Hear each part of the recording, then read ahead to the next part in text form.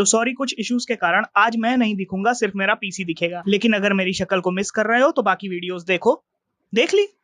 अब ये वीडियो शुरू करते हैं। तो आज हम लोग बात करेंगे एसएसडीज और उन पर लिखे हुए जो स्पेक्स होते हैं उनके बारे में, क्योंकि कुछ चीजें हैं जो आप धोखा खा सकते हो। सबसे पहले बात करते हैं फॉर्म फैक्टर की। एसएसडी में मेनली दो फॉर्म फैक्टर होते हैं, एक तो 2.5 इंच का और एक M.2 जो कि एसएसडी ऐसी दिखती है। लेकिन यहाँ पर एक बहुत बड़ा झोल है, M.2 केवल एक फॉर्म फैक्टर है। हम सबको पता है कि M.2 एसएसडी जो होती हैं वो 2.5 इंच के फॉर्म फैक्टर वाली एसएसडी से फास्ट होती हैं। लेकिन कुछ ब्रांड्स ने क्या किया है कि इस 2.5 इंच फॉर्म फैक्टर वाली एसएसडी में, जो कि हम लोग SATA एसएसडी कहते हैं, उसको M.2 फॉर्म फैक्टर में कन्वर्ट कर दिया है और वो M.2 स्लॉट में भी लग जाती हैं, लेकिन स्पीड वही देती हैं पुरानी वाली। अब आप इसको पहचानोगे कैसे? बहुत सिंपल तरीका है। एसएसडी की कनेक्टर वाली साइड देखो, अगर दो नॉच हैं तो वो M.2 के बेस में SATA एसएसडी है। अब इन चीजों से आगे बढ़ते हैं और बात करते हैं TBW रेटिंग की। देखो, मैं वही चीजें बता रहा हूँ जो आपको डे टू डे में काम आएंगी। वो चीजें मैं नहीं बता रहा जो आधे से ज्यादा आपको समझ में ही ना आए। तो TBW या टेराबाइट रिटर्न का मतलब होता है कि कितने टेराबाइट वो एसएसडी राइट कर सकती है अपने लाइफ टाइम में। मान लो अगर 1 TB की कोई एसएसडी है और उसकी TBW रेटिंग है 800, तो वो एसएसडी 800 TB का डाटा मैनेज कर सकती है अपने पूरे लाइफ टाइम में। अब आप घबरा मत जाना कि हैं